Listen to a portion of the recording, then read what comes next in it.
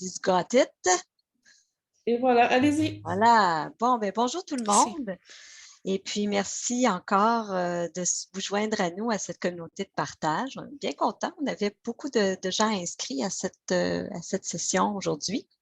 Alors, aujourd'hui, il me fait plaisir de vous présenter de nouveau Guylaine Vinet de Alpha Plus, qui va venir présenter le deuxième atelier du réseau numérique, un atelier qui s'intitule Encourager l'autonomie des personnes apprenantes en offrant un espace de ressources virtuelles. Donc, je suis sûre que cet atelier va nous donner une foule d'outils pour justement là, faciliter notre travail de formatrice et de formateur. Alors, sans plus tarder, parce que je ne veux vraiment pas m'éterniser là-dessus, je vais te laisser la parole, Guylaine. Puis Merci. moi et puis Nathalie, on va modérer le chat. Alors, si jamais vous avez des questions pour Guylaine, n'hésitez pas. On va les prendre en note, puis on va les poser à voix haute. Parfait. Merci, Céline. Merci, Nathalie. Je vais partager mon écran pour commencer. Ce ne sera pas très long. Alors voilà, est-ce que vous voyez la première diapo? Oui, parfait. Alors, on va y aller. Donc, c'est le deuxième atelier dans le cadre de réseau numérique. La dernière fois, on s'est vu en décembre, on avait parlé des formulaires à utiliser pour l'évaluation. Là, aujourd'hui, je vais vous rappeler un petit peu le réseau numérique. C'est là pour expérimenter avec les technologies, offrir des idées, créer une occasion de partage entre nous. Vous êtes les bienvenus à offrir vos idées, vos suggestions, partager vos expériences, bonnes et moins bonnes. Puis aussi, c'est une opportunité pour encourager les formateurs et formatrices à réfléchir à leur pratique. Alors, on va y aller. Aujourd'hui, au menu, on va parler de c'est quoi un espace virtuel. On va regarder quelques exemples. Et puis après ça, on va passer, on va jeter un coup d'œil sur l'outil site de Google. Aujourd'hui, je ne vais pas m'attarder sur des détails. Je vais peut-être passer un petit peu vite sur certains détails. Mon objectif, ce n'est pas de vous rendre capable d'utiliser cet outil-là là, en sortant de l'atelier. C'est vraiment pour vous donner une idée de comment ça fonctionne. Et puis, comme d'habitude, j'ai fait une page là, avec des listes de ressources et certaines de ces ressources-là sont à propos de l'outil site de Google, que si jamais vous voulez essayer de l'utiliser, vous pouvez vous référer à ces ressources-là ou vous pouvez encore m'envoyer un petit courriel, me dire j'ai de la misère, Guylaine, je ne sais pas comment faire telle chose, ça va me faire plaisir de vous aider. Donc, c'est ça pour l'outil d'aujourd'hui.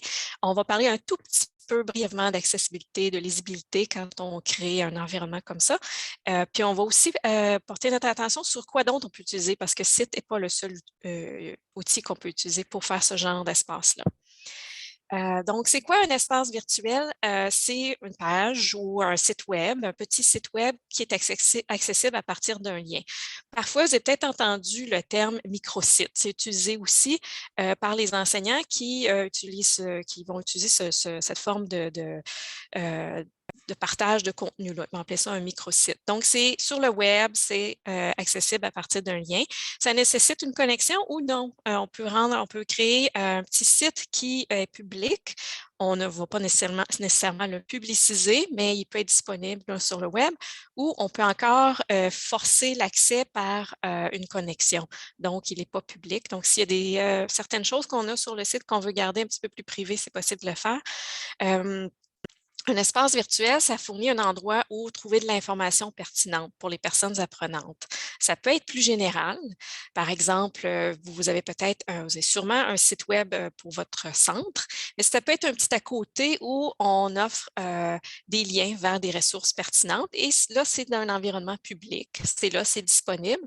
Ça peut aussi servir pour partager des documents en lien avec une formation. Donc, peut-être que vous offrez une formation, je ne sais pas, sur la grammaire et il y a quelques outils que vous voulez partager ou quelques documents qui sont des documents de référence que vous avez créés et vous pouvez comme ça créer un environnement juste pour la classe sur un thème spécifique à un cours, à une formation.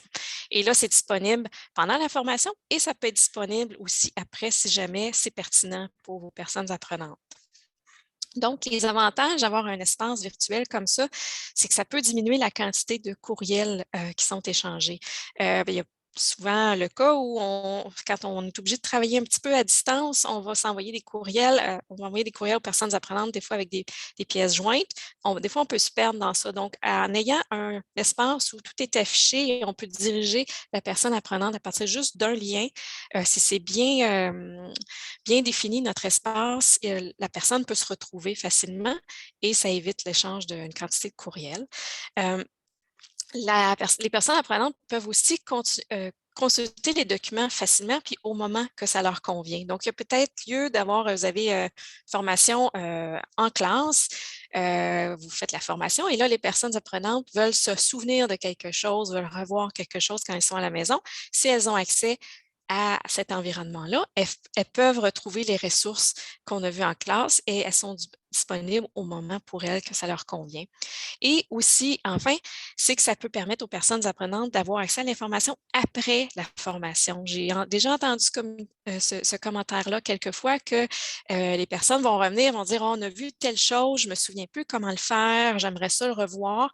Si vous avez peut-être enregistré vos sessions, si vous avez peut-être, pendant que vous donniez la formation, à utiliser certaines vidéos ou des ressources textuelles, mais en ligne, si vous avez une espèce d'espace comme ça, vous pouvez référer les personnes puis dire après la formation, vous pouvez continuer à accéder à ces ressources-là, puis vous rappeler de certaines choses ou continuer à apprendre. Ce que je n'ai pas ajouté ici aussi, c'est que, et vous allez le voir dans les exemples que je vais vous donner plus tard, c'est que ça peut servir à promouvoir vos services, votre offre de services. Si vous faites une liste de ressources qui sont en lien avec les formations que vous faites, ça peut donner une idée aux personnes apprenantes, « Ah, j'aimerais ça prendre cette formation-là » et puis ils vont s'inscrire. Donc, ça peut avoir un aspect de promotion aussi, de créer un espace comme ça, évidemment si l'espace y est offert de façon publique. Donc là, on va regarder quelques exemples d'espaces virtuels. Là, j'ai utilisé le terme espace virtuel. Microsite, c'est peut-être ce sont des petits sites web. Des fois, ça peut juste être une page. Donc, on s'entend qu'on utilise ce terme-là, mais pour vous, c'est peut-être un autre terme que vous voudriez utiliser dans votre contexte. Donc, ici, ce qu'on a, c'est The Literacy Group. Ils sont situés dans le coin de Kitchener et ils ont créé un site à côté comme ça qui est public, on peut y accéder publiquement. Je ne vais pas m'y rendre. J'ai 3 ou 4 exemples aujourd'hui pour éviter de trop me déplacer. Je sais que la dernière fois, je me promenais beaucoup et tantôt, je vais aller dans le site de Google, je vais me promener un peu, mais juste pour éviter, pour pas qu'on ce soit trop étourdissant, j'ai fait des captures d'écran. Mais lorsque vous aurez accès aux diapos, sachez que j'ai mis les liens sur chacun de ces sites-là et vous pouvez, si vous voulez aller explorer qu'est-ce que ces gens-là ont mis sur leur site, vous pouvez aller cliquer, ils sont tous publics et aller voir qu'est-ce qu'il y a là-dedans. Donc, celui-ci, ils ont vraiment beaucoup de thèmes. Comme vous pouvez le voir, il y a lecture, écriture, mathématiques, le travail et aussi ils ont ajouté des jeux, ils ont ajouté des ressources pour les difficultés d'apprentissage. Donc, vraiment, ils ont un ensemble, ils sont vraiment forcés pour donner accès à un ensemble de ressources qui se trouvent sur le web.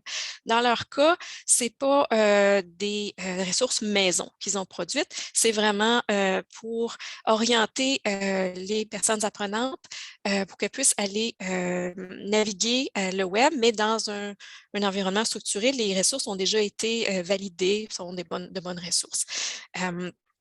Il y a dans ça, et comme la plupart des autres aussi, parfois il y a des vidéos qui ont été intégrées dans leur page. Donc, la personne apprenante peut cliquer puis voir une vidéo.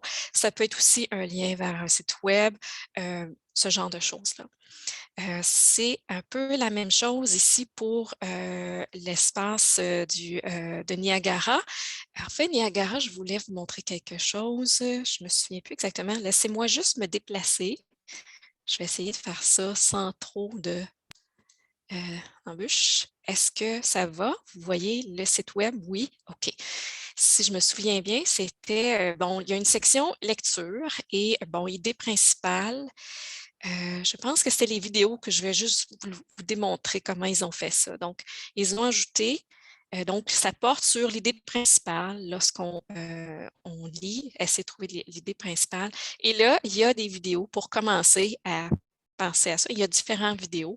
Et ensuite de ça, ils ont ajouté des activités, des jeux en ligne, des leçons en ligne et aussi des,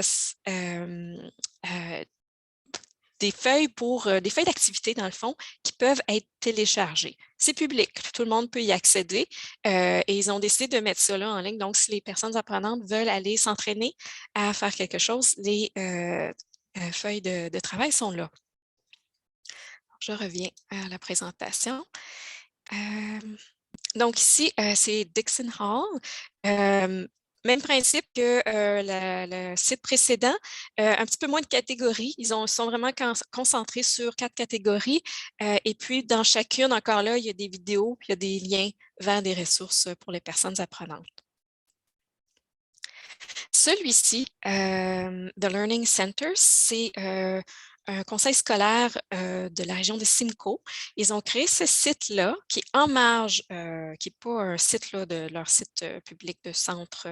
C'est vraiment un site pour les personnes apprenantes qui est accessible publiquement avec beaucoup de catégories, comme vous pouvez le voir.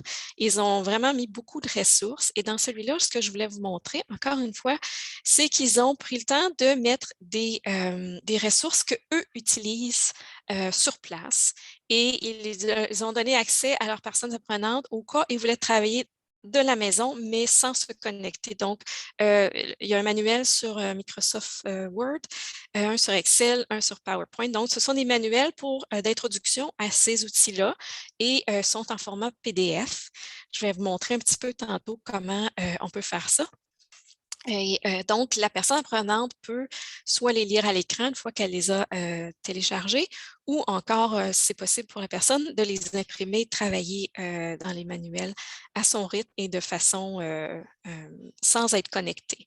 Donc, ça peut être aussi une façon d'éviter d'avoir à se connecter, la possibilité de télécharger le document. Celui-ci, ce n'est pas un vrai site.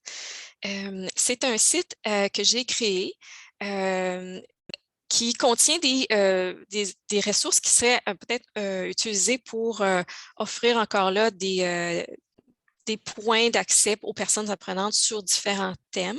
Ce sont des listes de ressources qui sont dans chacune des catégories. Ce n'est pas nécessairement un bon exemple, mais ce que je voulais, on va l'utiliser tantôt quand on va aller dans les sites de Google pour démontrer certaines choses. Mais je voulais juste vous dire que si jamais vous aimez peut-être le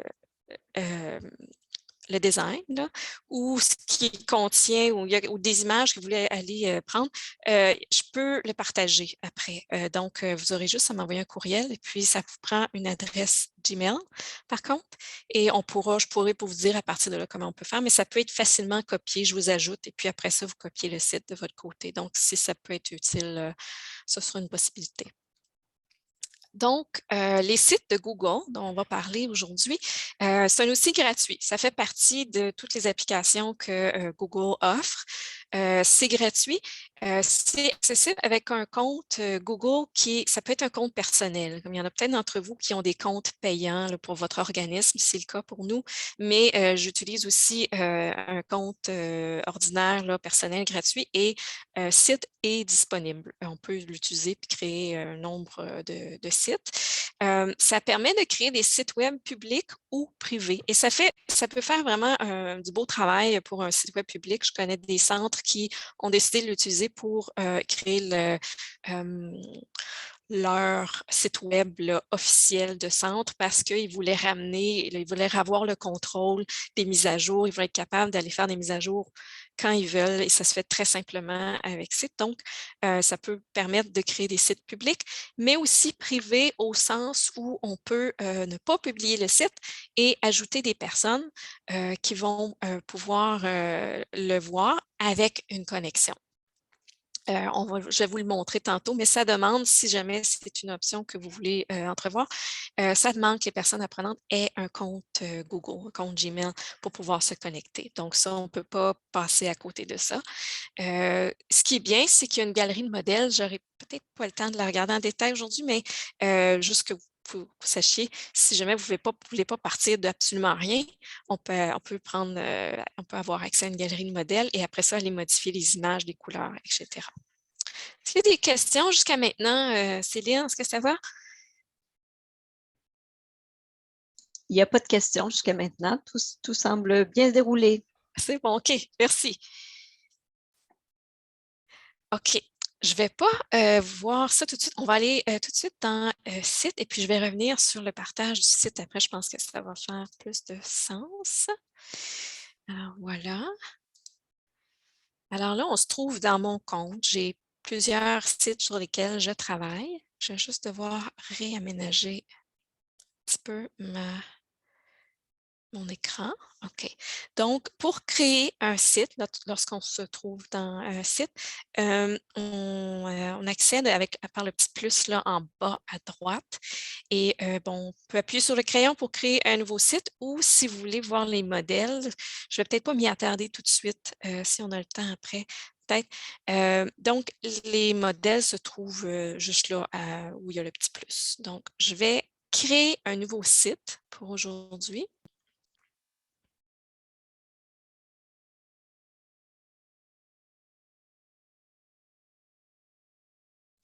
Alors, voilà. Donc, Google nous donne accès à une page comme ça qui est déjà préparée. Donc, on part pas vraiment avec rien. On peut, c'est possible de le faire, j'ai passé par-dessus ça, mais je pense que c'est bien d'avoir un point de départ. Donc, ce que vous devez faire en tout premier lieu, c'est donner un titre à votre site. Lorsque vous rentrez ici, c'est ce qui va apparaître dans l'adresse qui va être affichée, l'adresse URL, l'adresse de votre site. C'est possible de le changer par la suite, mais juste pour vous dire que automatiquement, c'est ce que Google interprète. Il pense que c'est ça que vous voulez comme nom d'adresse web. Ensuite, vous pouvez changer ça ici. Et ça va apparaître sur chacune de vos pages.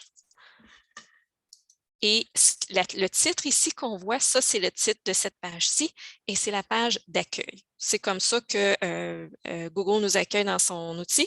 Il crée la page d'accueil. Donc, vous pouvez changer le titre de celle-ci. Je vais juste vous montrer que vous pouvez changer le titre d'en-tête. Là, on a une image assez large. Vous voyez, il y a comme un fond, un arrière-plan. On peut changer ça et avoir le titre uniquement, comme ça, ou on peut avoir une grande bannière. Et vous me le dites si je vais trop vite et ça saute un petit peu. Là. On peut aussi avoir une couverture complète là, du site. Je vais essayer de... Voilà. Donc, je vais en rester à l'option par défaut. Et ce que je vais vous montrer, c'est que Google nous donne la possibilité d'aller choisir des images qui sont déjà là, disponibles ou si vous avez une image spécifique que vous voulez utiliser comme arrière-plan, c'est aussi possible de le faire. Donc, moi, je vais juste vous montrer ce qui est disponible dans les images. Et là, il y a vraiment différentes choses. Il y a des images vraiment réalistes et il y en a d'autres qui sont plus abstraites. Moi, je vais juste choisir quelque chose de plus abstrait comme arrière-plan pour aujourd'hui. Et je vais essayer de cliquer « Insérer ». Mes outils me dérangent. Je m'excuse, voilà. OK, alors je sélectionne le rouge. On voit apparaître le rouge. Donc, je ne sais pas si vous avez vu, il y a un changement de couleur. Je vais vous le remontrer. Le rouge que j'ai choisi était plus clair. Alors, ce que l'outil m'a suggéré ici, c'est que le contraste n'est pas assez bon entre l'écriture blanche et l'arrière-plan rouge clair. Il me suggère un rouge plus foncé pour la lisibilité. Si je veux conserver le rouge clair, je peux aller désactiver l'ajustement. Et là, je me retrouve encore avec le rouge clair. Donc, ça peut être intéressant de jouer avec ça.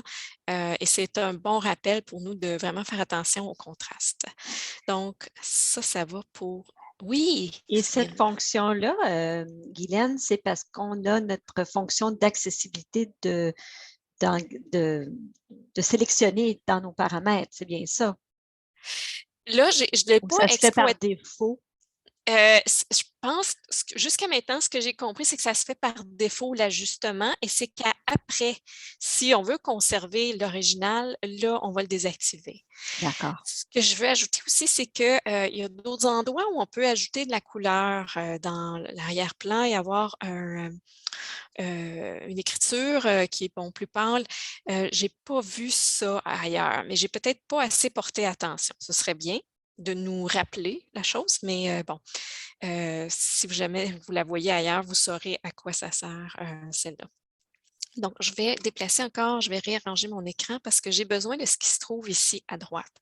Donc, c'est simple. Ce qu'on a, c'est comme une page blanche ici en dessous et on peut ajouter ce qui nous tente. Et là, dans le menu Insertion, on a accès à différentes choses là, que je vais vous montrer. Et vraiment, c'est facile, c'est juste cliquer, ça apparaît et on travaille avec. Donc, je vais juste vous montrer le premier dans les mises en page. On peut choisir différentes façons de mettre en page nos pages. Celle-là, c'est la première, c'est ma page d'accueil. Je pourrais choisir d'avoir, par exemple, les 4 petites images. Dans le site exemple que je vous ai montré tantôt, c'est ce que j'avais choisi. J'avais mis un titre en dessous. Donc, on peut choisir dans ça, jouer avec et on peut l'enlever et recommencer. C'est aussi simple que ça. Donc, je vais juste choisir le premier pour la démonstration. Ce qu'on peut faire ici, c'est ajouter une image. Donc, mon image se trouve à gauche. Et là, je peux téléverser une image qui se trouve sur mon ordinateur. Je peux en choisir une qui se trouverait dans mon disque. Je pourrais aussi ajouter d'autres choses en dessous. Là, je vais juste vous le faire remarquer. Ce que je peux aussi faire, c'est sélectionner une image. Ça veut dire qu'on peut faire une recherche sur le web. Donc, je vais faire un exemple. Je vais marquer tablette. Je pense que c'est ce que j'ai. Non, c'est pas. Non, c'est recherche. Je m'excuse, c'est recherche d'image. Et vous me dites si je vais trop vite. Alors voilà, là, j'ai fait une recherche d'image et je peux décider que, bon, que je prends celle-ci. Je vais l'insérer. Donc, c'est aussi simple que ça. Et elle devrait apparaître si tout va bien.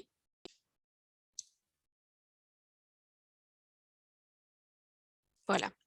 Je pourrais décider que je préfère d'avoir l'image à droite. Et lorsque ma souris apparaît comme ça en 4, je peux aller me placer, vous voyez, il y a une bande bleue qui apparaît. Alors, si je lâche au-dessus de la bande bleue, je viens de déplacer mon image à droite. C'est très simple. Donc, la petite case ici que j'ai à côté, c'est pour ajouter du texte. Donc, ici, vous voyez, je me trouve dans titre, mais je pourrais choisir un autre. Je vais le garder à titre pour vous montrer autre chose tantôt. Donc, je vais le marquer ici, titre. Et là, ici, j'ai du texte simplement. Je pourrais aussi choisir un sous-titre.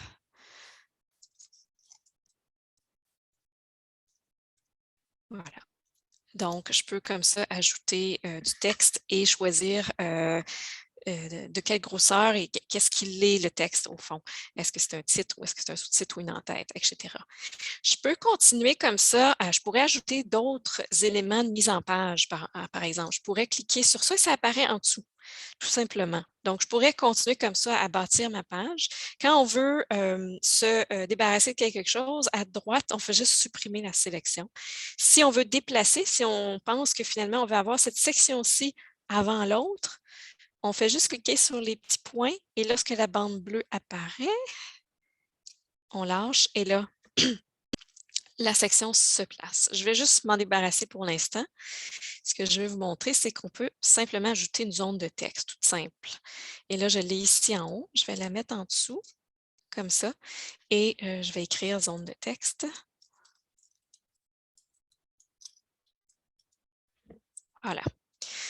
Donc, ça, c'est pour les éléments, là, images, texte, qu'on peut disposer comme ça dans une page. Ce qui est bien avec cet outil-là, c'est que si on crée un espace pour nos personnes apprenantes, ça peut être un espace de cours, si c'est pour accompagner une formation qu'on donne, puis on veut ajouter des ressources, c'est très possible qu'on veuille ajouter des fichiers dans ça.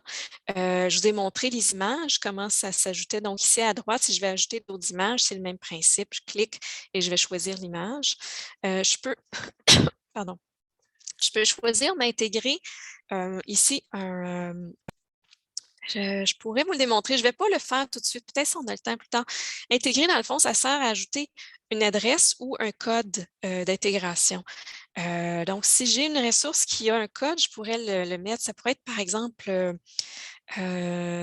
certaines vidéos. Il y a dans Google la possibilité d'ajouter des vidéos YouTube, mais si vous trouvez sur un autre site qui n'est pas YouTube puis qui a des vidéos qui ont un code d'intégration, c'est ici que vous le feriez. Vous allez copier dans l'autre site le code d'intégration et vous l'ajoutez ici. Ou si vous ajoutez l'adresse URL ici, c'est que la page web va s'ajouter dans votre page. Elle va être là et à mesure que les gens qui possèdent cette page-là font des mises à jour sur la page, ça va apparaître sur votre page. Je ne veux pas le faire tout de suite parce que ça prend beaucoup de bandes passantes, ça se peut que ce soit un petit peu dérangeant. J'y reviendrai peut-être plus tard, mais je suis sûre que vous avez une idée de quoi je parle. Donc, pour revenir à mon point tantôt, là, si vous voulez créer un espace pour accompagner votre formation, ça se peut que vous ayez envie d'ajouter des documents. Donc, pour le faire, vous pouvez cliquer dans Disque. Ce qu'il faut se rappeler, c'est qu'il faut ajouter vos documents dans Disque avant de se trouver dans Site. Parce que là, ce n'est pas possible. J'ai essayé, je me suis promenée, je trouve que c'est un petit peu un défaut. Comment on ne peut pas téléverser un document à partir d'ici, mais jusqu'à maintenant, je n'ai pas trouvé. Donc, vous devez aller dans Disque, téléverser vos documents dans Disque et après ça, y accéder à partir d'ici. Oui, Céline? Je t'entends pas. Oui, je vais remettre mon micro, désolée. Avant, je veux juste vérifier s'il y a quelqu'un d'autre qui a des questions. Non? OK. Donc, moi, j'ai une petite question. Oui. Quand on insère des documents, est-ce qu'on peut insérer par hasard des documents de style sondage, évaluation, des documents qui demandent, par exemple, de faire des choix de réponse ou OK, c'est ce bon. genre Oui. de choses-là? Oui, c'est possible. Je vais vous le montrer tantôt. Oui, c'est possible d'ajouter ça de différentes façons, en fait. Mais j'y viens, ça ne sera pas long, Céline. Donc, si par exemple, vous avez des documents qui sont en format PDF, c'est peut-être des genres de manuels, de cahiers d'activité, des pages d'activité, ce genre de ressources-là, vous les envoyez, là, vous les téléchargez dans votre disque. Et là, ici, je vais vous faire la démonstration. C'est un document PDF, c'est un document qui vient de la COFA, qui a été traduit, qui faisait partie du fonds de traduction. Alors, je vais juste le choisir. Donc, je suis dans mon disque, j'ai trouvé mon document, je clique dessus tout simplement et j'insère. Et là, vous allez le voir ici apparaître comme ça. Donc, c'est très visuel.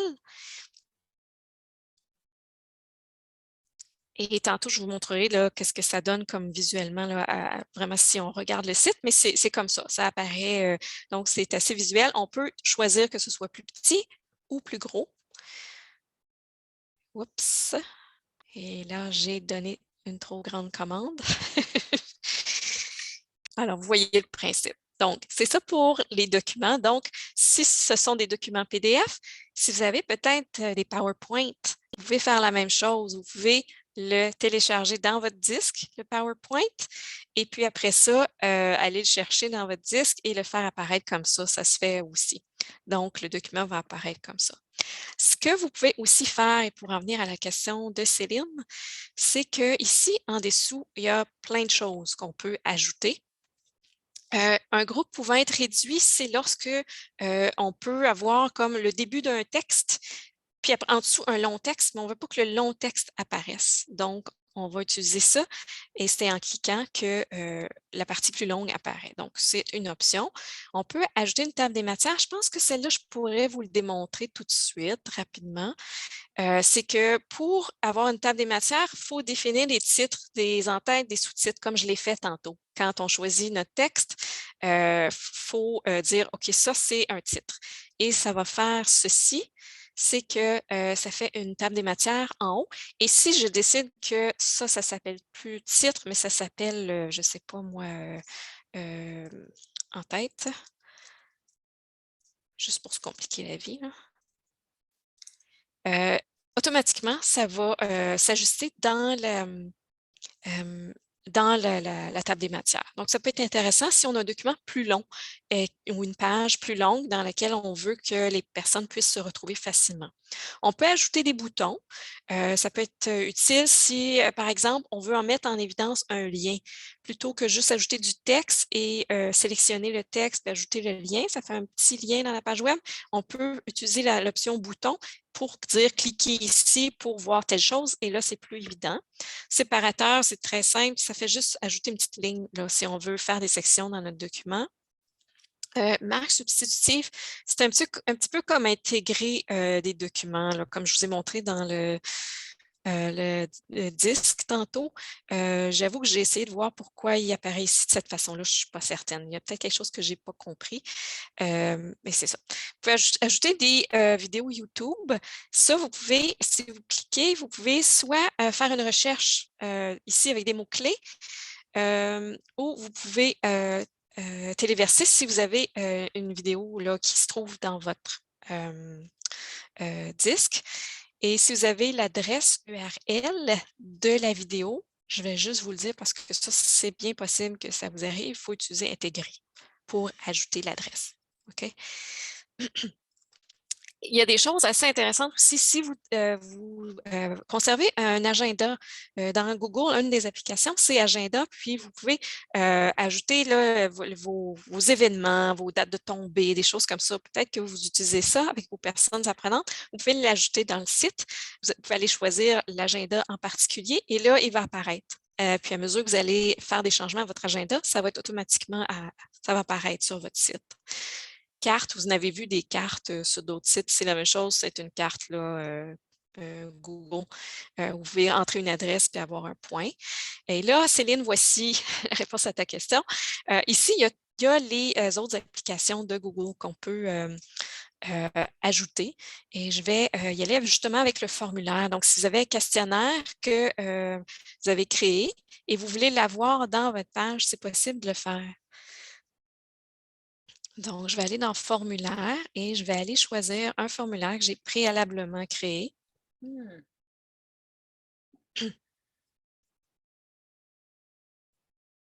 C'est un petit peu lent de mon côté. La crème glacée, il me semble qu'on avait Ben vu oui, ça la il y a un petit dernière fois. thème là. On va l'ajouter. Donc, la voici. C'est le même qu'on a vu l'autre fois. Ça va vous dire quelque chose pour ceux qui étaient là. Je vais juste vous montrer. Vous voyez comment c'est très étroit. Il y a moyen d'ajuster comme on veut. Donc ici, je vais juste faire ça. Ça va peut-être prendre un petit peu de temps. Je m'excuse pour les étourdissements. Et voilà, donc ça apparaît comme ça. Et puis la personne pourrait vraiment aller le remplir directement dans la page. Là, je vais vous mettre un bémol. Si vous faites ça, assurez-vous que ce n'est pas un site public si vous voulez travailler avec vos personnes, à moins que vous vouliez avoir des gens du public qui répondent à votre sondage parce que vous pourriez vous ramasser avec du spam.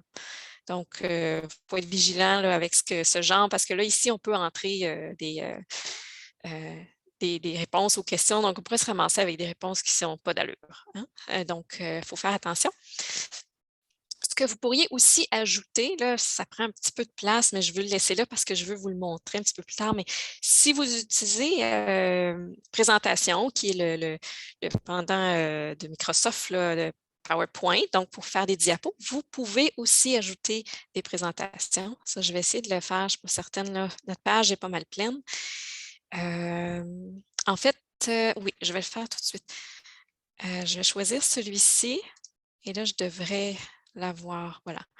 Donc, il s'intègre encore une fois et je peux voir les diapos comme ça et puis je peux les défiler. Je peux soit l'ouvrir, comme la personne pourrait cliquer puis l'ouvrir dans un nouvel onglet ou simplement naviguer à partir des petites flèches qui sont en dessous. Là, je ne peux pas parce que je suis en mode édition.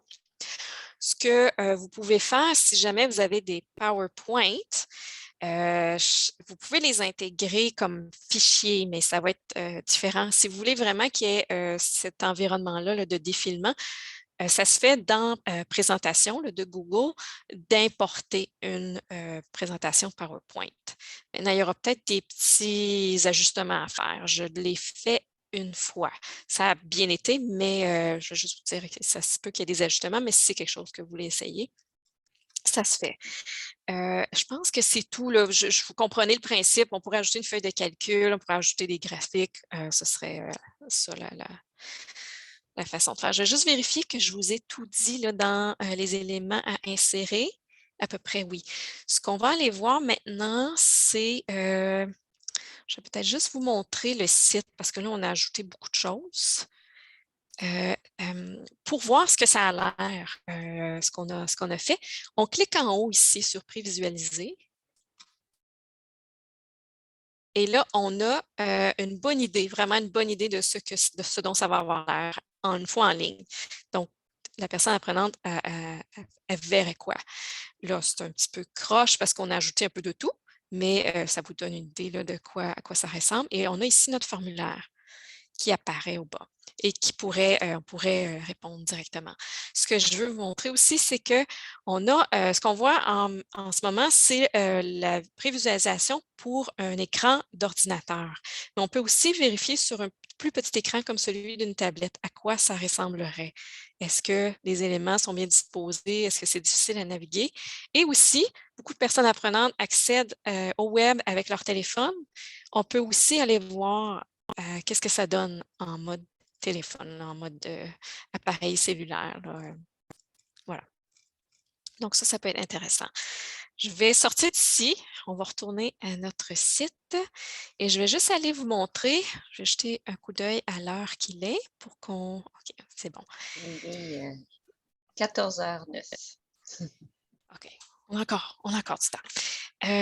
Donc, je vais aller dans les pages. Donc là, on a travaillé sur la même page, mais on peut ajouter plusieurs pages sur notre site. Là, ici, vous voyez, j'ai Accueil, c'est cette page-ci. Si je clique ici en dessous, plus, je vais appeler ça page 2 et je vais l'insérer ici comme ça. Et vous voyez en haut, j'ai la page qui s'est ajoutée. Alors, si j'en ajoute une autre, page 3, évidemment, vous auriez des plus beaux titres de pages que moi. Là.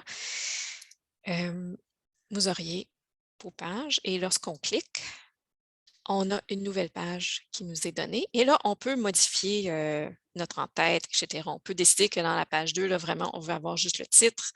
On peut se débarrasser du titre. On peut avoir juste vraiment une page blanche. Donc, on peut vraiment travailler avec ça.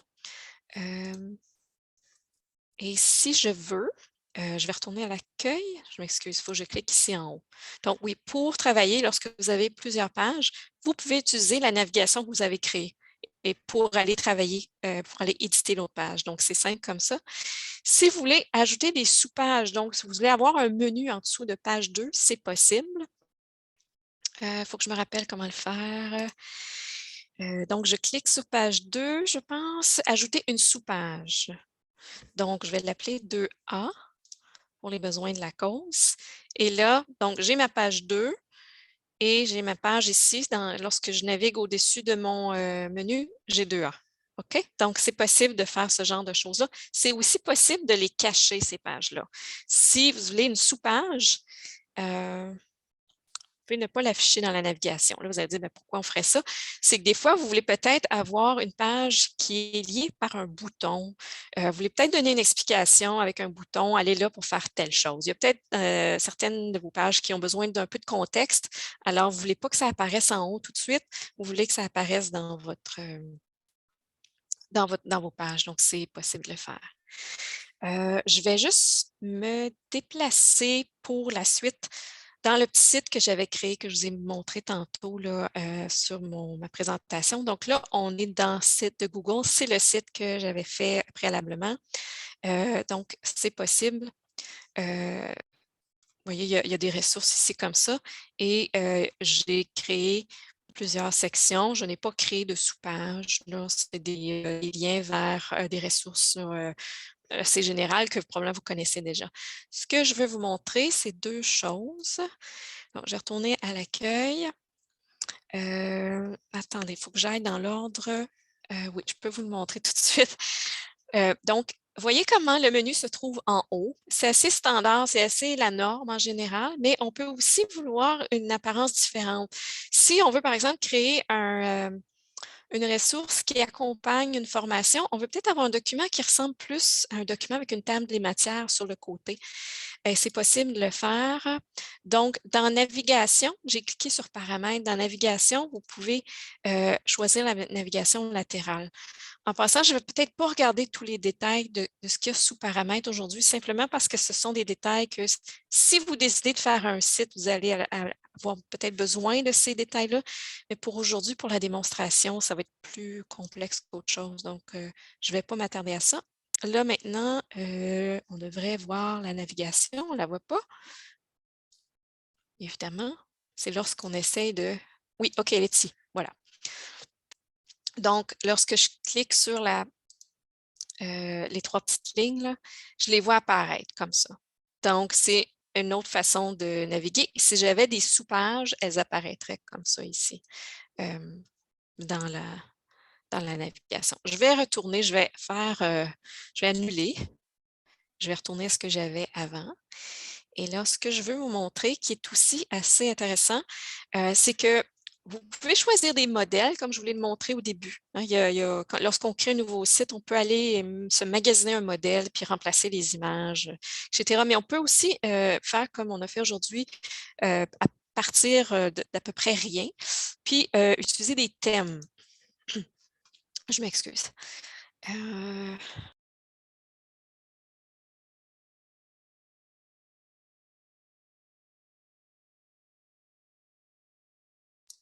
Voilà, je m'excuse.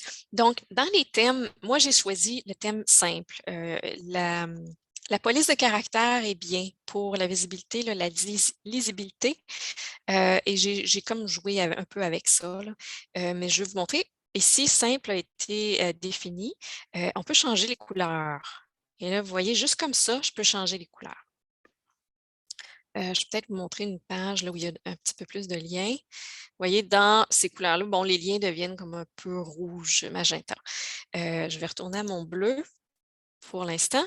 Et là, je vais juste vous montrer les autres. Il y a moyen d'aller magasiner encore là un thème et on peut revenir à ce qu'on était avant très facilement. Donc, c'est possible de créer notre contenu, de le placer et après ça, d'aller voir de quoi ça a l'air, de faire des changements assez simplement, sans trop de...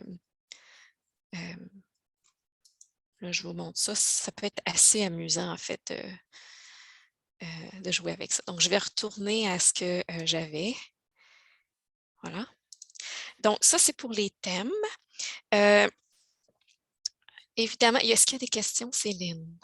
Est-ce que ça va? Tout se passe bien. Puis OK. le débit est bon aussi, tu ne coupes pas du tout. Ah, OK. Bon, c'est bien, j'avais une petite inquiétude de ce côté-là. OK. Là, ce qu'on va voir, donc, on fait semblant que notre site, il est prêt. On va retourner à l'autre site. En fait, peut-être que celui-ci, non, je vais y aller avec celui-là. On va partir du départ, là. On l'a créé, il est prêt. On veut soit le partager, soit le publier.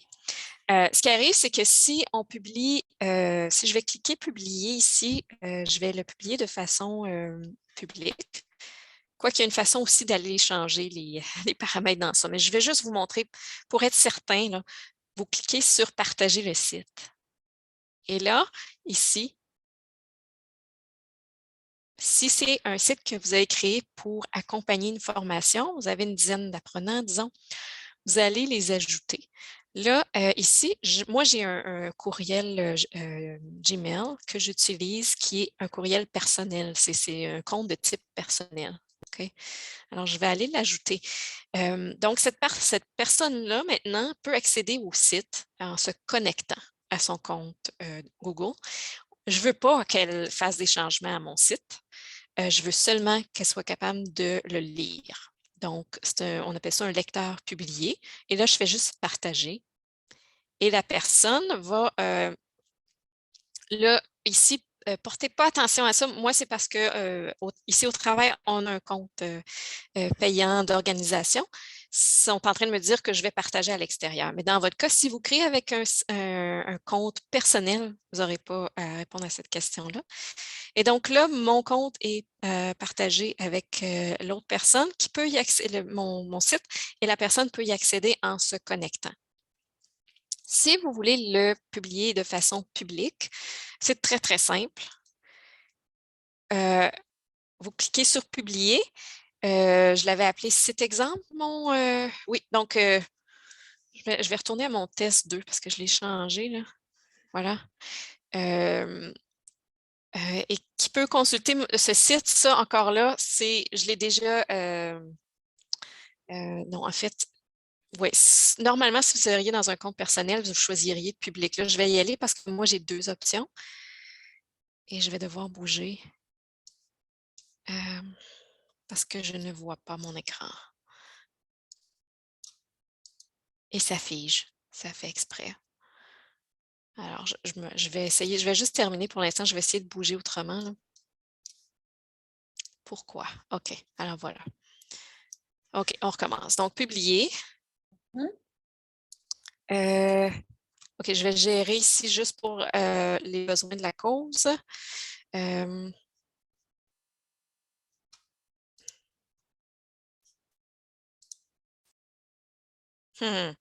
Ça fait exprès, je n'ai pas le même écran que tantôt. OK, bon. Donc, ce que je veux faire ici, c'est que le site soit publié, public. Vous aurez peut-être aussi à jouer avec ça parce que Google a tendance à changer ces options-là de place, à changer de la façon dont elles sont exprimées. C'est un petit peu casse-tête des fois, donc il faut prendre le temps de lire. Mais là, maintenant, mon site est publié. Voilà, publication est en cours. Donc, si je veux examiner les modifications, ça, si jamais vous travaillez avec quelqu'un d'autre et vous voulez que la haute personne confirme que les changements que vous avez faits sont bien, vous pouvez choisir cette option-là. C'est un petit peu compliqué, mais c'est possible. Afficher le site publié, bon, on en a parlé tantôt. C'est la même chose que si je le ferais en prévisualisation. Et je peux aussi annuler l'application à n'importe quel instant, à n'importe quel moment si la formation est terminée, vous ne voulez plus que les ressources soient disponibles, vous pouvez juste aller ici, annuler la publication.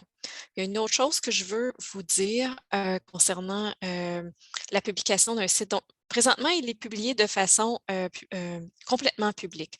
Il y a moyen de demander à Google de ne pas l'afficher dans les moteurs de recherche. Donc, dans Paramètres, ici, demandez au moteur de recherche public de ne pas afficher mon site. Vous pouvez cocher cette case-là. Ce que ça veut dire, c'est que ça met un code dans votre site web et les moteurs de recherche, quand ils scannent, s'ils voient ce code-là, en principe, sont supposés de s'arrêter et de se retirer du site et ne pas indexer ce qui se trouve dedans. Donc, ça n'apparaîtra pas ensuite dans les résultats de recherche. Je vous dirais, c'est bien de l'utiliser, mais je ne me fierai pas là-dessus si vous avez des choses qui sont plus privées. Je ne me fierai pas là-dessus pour protéger le site, là, pour pas qu'il se retrouve à se trouver dans des résultats là, de Google ou d'un autre moteur de recherche que vous utilisez. Ça peut être rassurant, mais ce serait à utiliser avec un bémol. Donc, c'est à peu près ça pour cette... je pense que j'ai fait à peu près le tour. Il me semble qu'il y avait une autre chose que je voulais vous montrer. Alors, je pense que je l'ai fait, oui. Est-ce qu'il y a des questions à ce point-ci? Oui, il y a Nadine Jutras qui a une question pour toi, Guylaine. Oui, en fait, Guylaine, est-ce que tu m'entends bien? Oui, très bien. Parfait. Dans le fond, quand tu disais tantôt que c'était accessible via une adresse Gmail, est-ce que c'est pour, par exemple, moi qui créerais ça? Ou si je l'envoie à quelqu'un, cette personne-là doit aussi avoir Gmail pour pouvoir répondre ou se promener sur le microsite finalement? Est-ce que je peux l'envoyer à n'importe quelle adresse ou ça prend absolument une Gmail pour visionner mon microsite? OK. La première partie de votre question, oui, pour le créer, ça prend un compte Google. Donc, ça peut être une adresse Gmail. Si vous avez déjà une adresse Gmail, si vous allez dans, je vais peut-être y aller ici pour la démonstration. Non, attendez. Ça fait trop longtemps que je l'ai fait comme ça. OK. Si je vais ici, Donc, si vous vous rendez dans votre compte Google, vous avez accès à la petite gaufre que vous avez sûrement vue.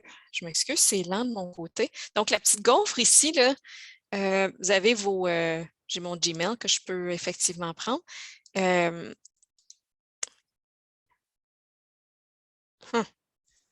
Donc, c'est ça, c'est quand la personne qui le crée, elle doit avoir un Gmail, elle doit avoir un compte Google finalement, c'est ça? Oui. Mais mettons que je l'envoie à un apprenant qui, lui, est sur Outlook ou sur... Est-ce que lui, il va y avoir accès? Tu sais, je le partage avec cette personne-là.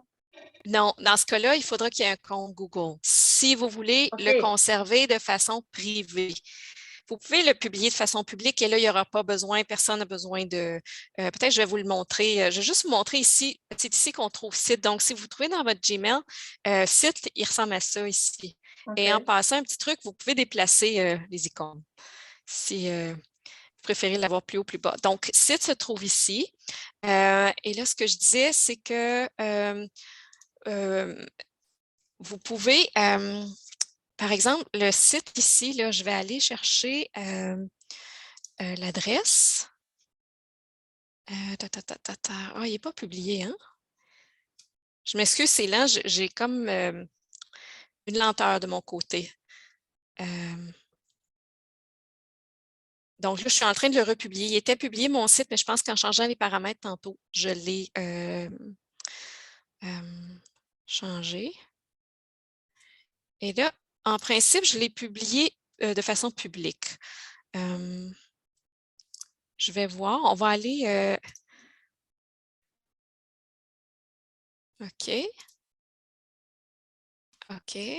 Ça devrait être bon. Je vais juste me promener. Non, mais ce que je vais faire, je vais vous le partager ici. Vous pouvez cliquer. Si je l'ai bien partagé, là, vous devriez avoir accès. Donc, vous n'avez pas votre compte Google ouvert, votre Gmail ouvert. Vous devriez être capable de cliquer et d'avoir accès au site, si je l'ai bien publié. Oui, OK. Donc, dans le fond, la différence est entre partager puis le publier. Partager, c'est que je le partage avec quelqu'un pour travailler dessus. Puis publier, je le publie pour les apprenants. Oui, je comprends votre question. Oui, c'est que publier, c'est publiquement. Partager, ça peut être pour travailler avec quelqu'un d'autre dessus, mais ça peut aussi être pour que la personne puisse, ça peut être avec la personne apprenante pour qu'elle puisse le voir. Tantôt, quand j'ai ajouté mon courriel personnel Atelier Technologie, faisons semblant que c'est une personne apprenante, je lui ai donné l'accès en lecteur. Donc, cette personne-là ne peut pas en faire l'édition, ne peut pas aller faire de changement, mais elle peut le voir, elle peut le naviguer, le site, mais il faut qu'elle se connecte à un compte. Est-ce que ça marche?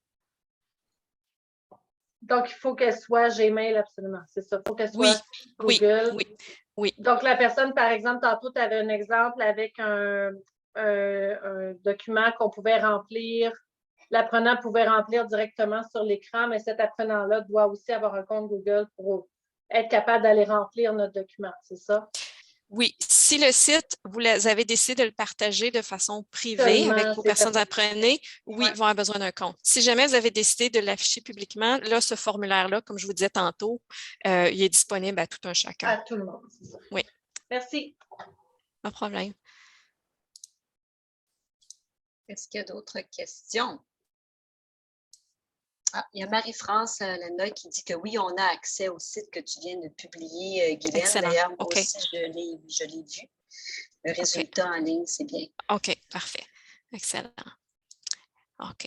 Est-ce qu'il y a d'autres questions? Pour l'instant, ça va. OK.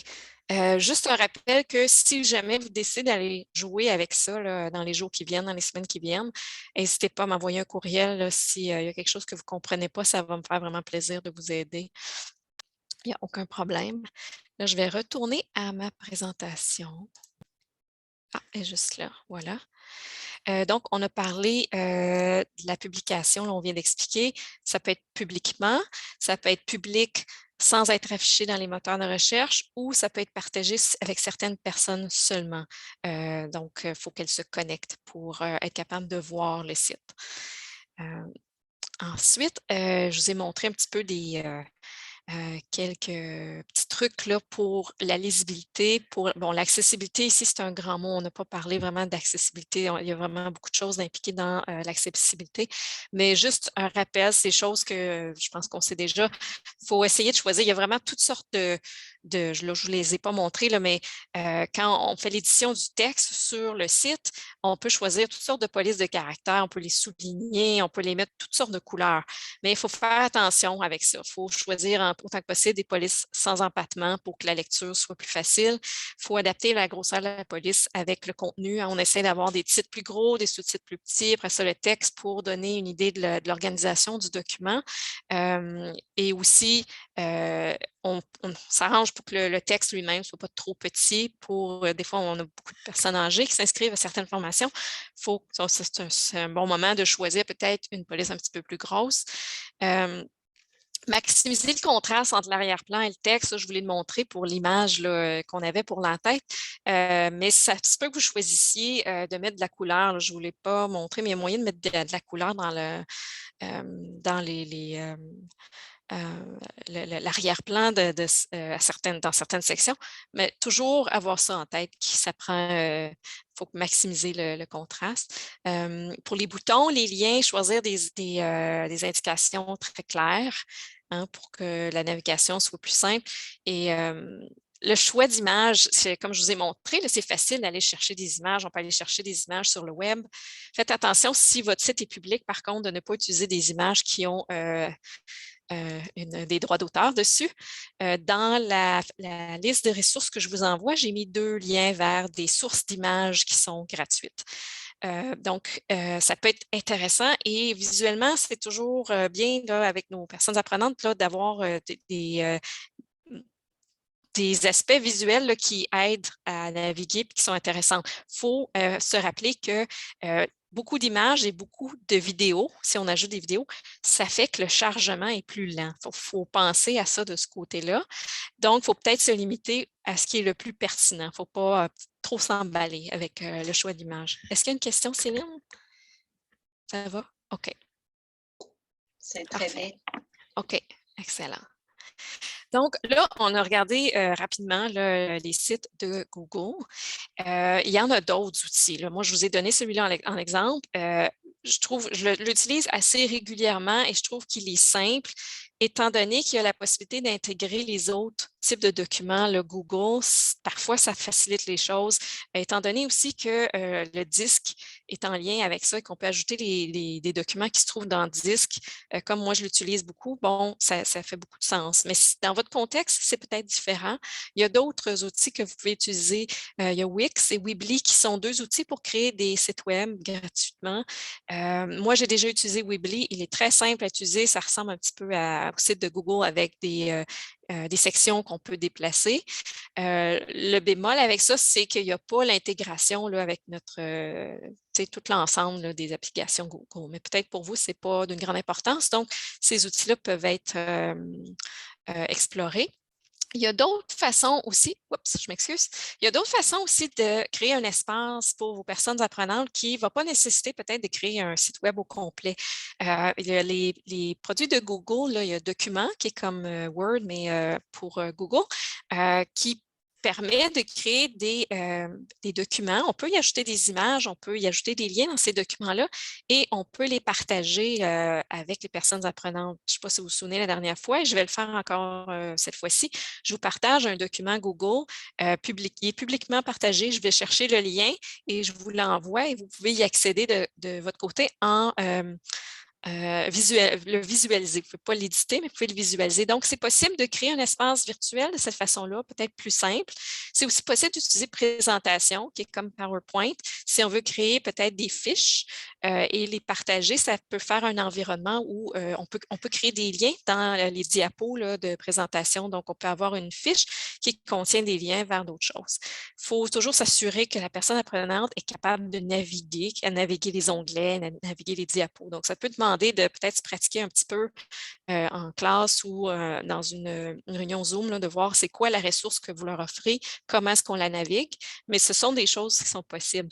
C'est aussi possible avec les outils de Microsoft parce que Microsoft permet d'aller créer des documents qui se trouvent dans OneDrive, qui est en nuage. Donc, on peut utiliser Word ou PowerPoint. Et là aussi, je vais vous montrer un exemple dans une minute. J'ai créé un exemple avec Word. J'ai utilisé Word sur mon bureau.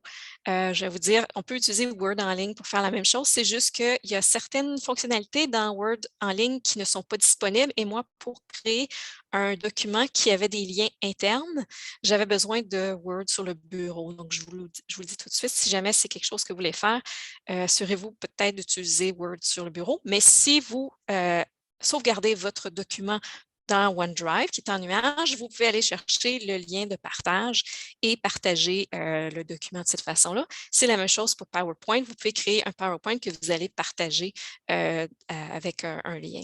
Je vais juste vous montrer rapidement si je peux faire ça comme ça. Non, oui, je pense que j'ai copié le lien. On va aller voir.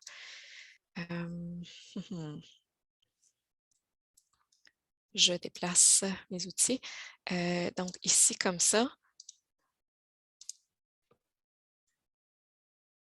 Donc là, c'est un document qui est dans OneDrive, qui est dans mon OneDrive que j'ai créé. Le petit site exemple que je vous ai montré tantôt, dans le fond, j'ai repris, j'ai copié-collé et j'ai utilisé des tableaux pour disposer l'information. Donc, c'était assez simple à faire. Donc, c'est un document Word dans lequel je vais lui laisser le temps de se charger. Donc, vous voyez, ça peut être un obstacle. J'ai mis des images. La personne apprenante va peut-être perdre patience si c'est trop long à charger. Donc, il faut le balancer le besoin d'image. Donc, ça, c'est ma première page de mon document Word et j'ai créé des liens internes. Donc, ici, vie travail. Ah, pourquoi ça ne marche pas? Ah, parce que je suis en mode... OK. J'ai choisi le mauvais lien. Je m'excuse. Je suis en mode édition.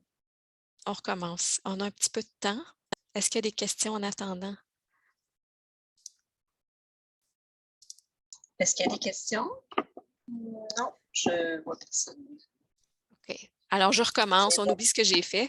Donc, ça devrait être mon lien vers mon document en mode visualisation. Donc, la personne le voit, elle ne devrait pas être capable de l'éditer et on devrait être capable de le naviguer. Et là, c'est un petit peu long.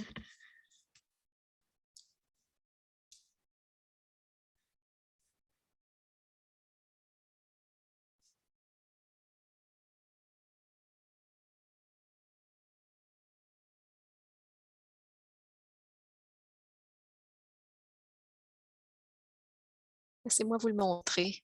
J'ai travaillé fort, je vais vous le montrer. Ici, je pense que je ne suis pas connectée. De toute façon, si ça ne fonctionne pas, on a beau faire tous les tests avant de se présenter, il y a toujours quelque chose qui ne fonctionne pas.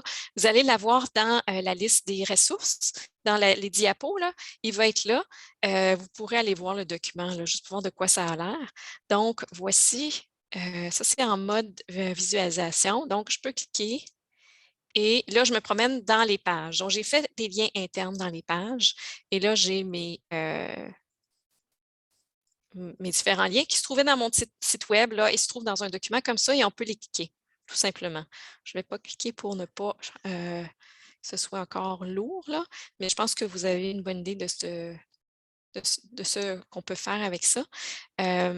Donc, c'est ça, ce n'est pas juste ce site de Google qu'on peut utiliser, on peut utiliser d'autres outils qui permettent d'arriver aux mêmes fins. Et c'est des outils avec lesquels on est confortable puis qu'on pense que ça va remplir le besoin, c'est bien de les utiliser.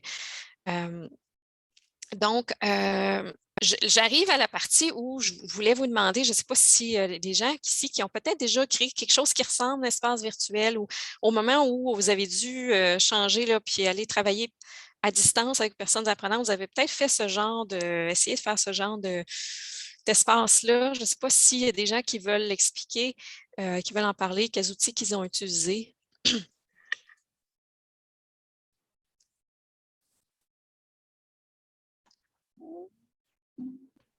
Est-ce qu'il y a des gens qui ont des réactions, des questions pour Guylaine, des expériences à partager?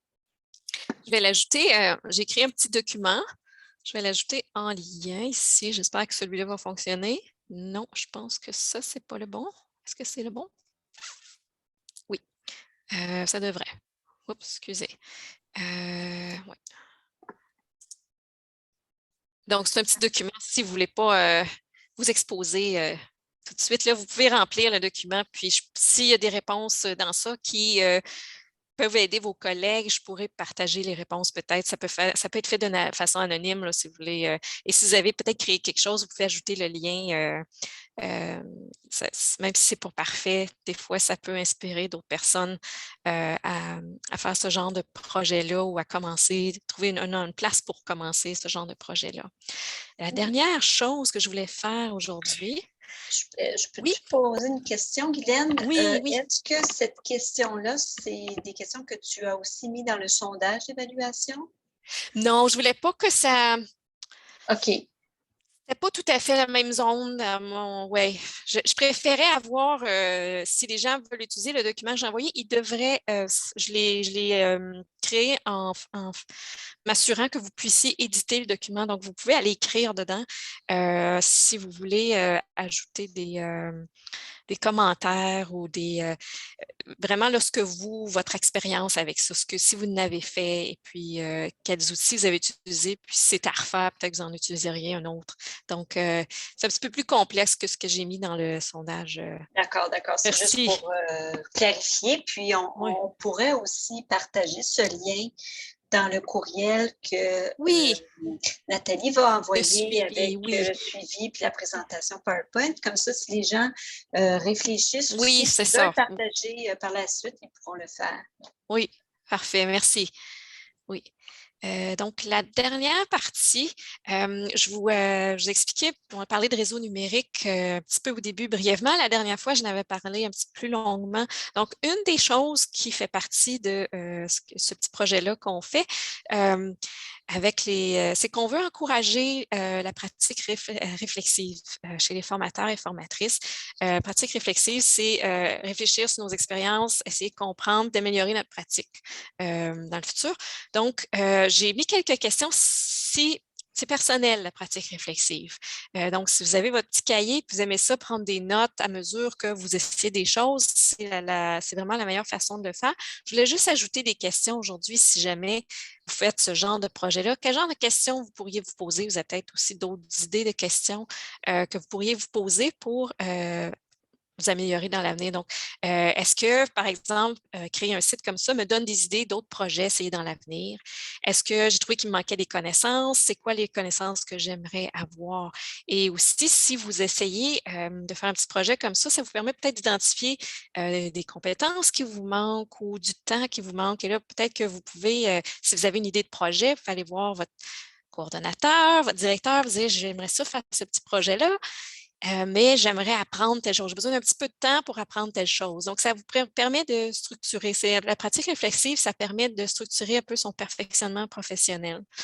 Puis aussi, on peut se poser la question, au point de vue des apprenants, est-ce quel genre de naviguer ce genre d'environnement-là, est-ce que ça leur permet de développer des compétences numériques? Est-ce que ça leur permet d'être plus autonome sur certains aspects? Donc, c'est des suggestions de questions, comme je vous dis, c'est personnel. La pratique réflexive, ce n'est pas quelque chose qu'on veut nécessairement faire publiquement. Et puis là, j'arrive à peu près à la fin.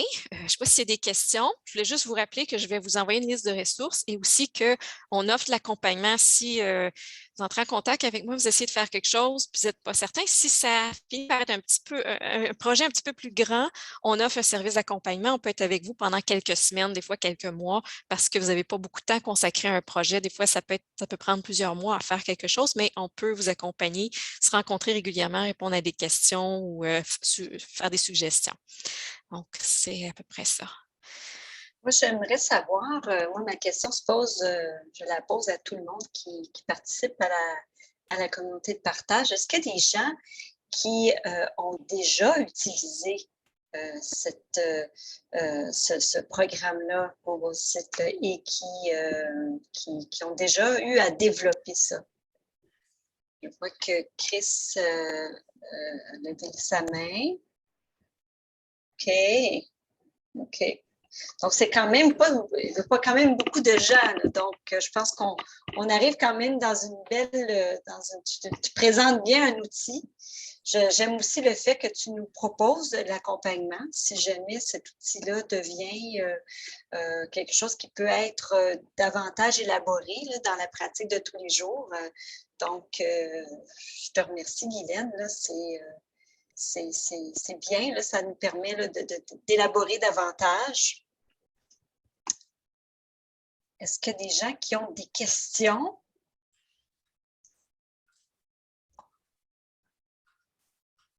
Non, je ne vois pas d'autres. Il y a Chris qui a levé la main pour poser une question, je pense. Oui.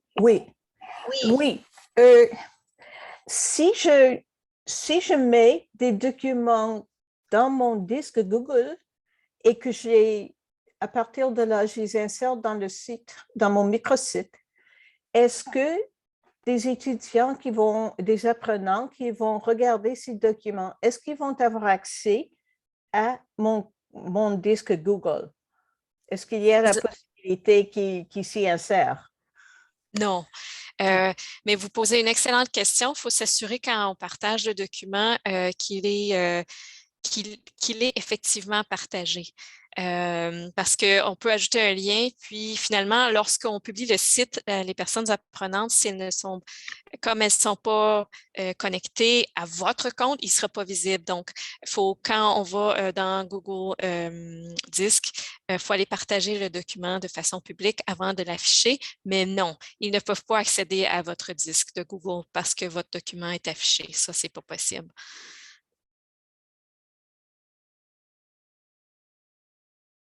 Donc, les réponses à l'évaluation ne seront pas connues. Bien, comme on a vu la dernière fois, on peut s'arranger pour que les réponses soient visibles. Est-ce qu'il y a d'autres questions? Ce que je peux ajouter en attendant, c'est que la liste de ressources que je vais vous envoyer, il y en a une ressource qui s'appelle... je pense que c'est développer son microsite, je crois. Je pense que c'est une commission scolaire du Québec qui a créé ce site-là. Il y a vraiment des bonnes ressources dedans, des petits conseils rapides pour l'utilisation de sites de Google, justement. Donc, c'est une des ressources où vous pouvez commencer à aller vous inspirer puis trouver des réponses. Merci beaucoup. On a bien hâte de recevoir cette liste de ressources ainsi que la présentation que tu nous as présentée aujourd'hui. Puis, on rappelle que l'enregistrement va être disponible dès demain sur le site de la COFA dans l'onglet Communauté de partage. Et puis, on rappelle aussi qu'en tout temps, si vous voulez, si vous avez des questions, si vous avez des réactions concernant cette présentation, Guylaine est disponible pour répondre à vos questions. Alors, je ne sais pas, Guylaine, si rapidement tu veux nous présenter la prochaine communauté de partage qui aura lieu dans 2 semaines? Oui, on va parler de l'utilisation de l'outil Canva, qui est un outil de design graphique, dans l'optique de l'utiliser comme outil peut-être pour préparer des documents là, en formation. C'est utilisé surtout pour préparer des publications pour les médias sociaux, pour faire des promotions. Mais là, on va essayer de regarder un petit peu du côté formation, comment on peut utiliser ça? Est-ce qu'il y a des choses à faire avec cet outil-là? C'est un outil simple. Ça devrait être assez léger comme atelier. Merci beaucoup, Guylaine. Et puis, encore une fois, Nathalie et moi, nous vous remercions d'avoir participé à cette communauté de partage. Et puis, on est très intéressés à recevoir vos commentaires, lorsqu'on va envoyer le sondage d'évaluation. C'est important pour nous, là, pour toujours s'assurer qu'on répond bien à vos besoins. Puis si vous avez des suggestions pour des prochaines rencontres de communauté de partage, on est toujours à l'écoute de ce que vous nous suggérez. Donc, encore une fois, un gros merci. Et puis, Merci. je vous souhaite une belle journée. Merci. À la prochaine. Merci.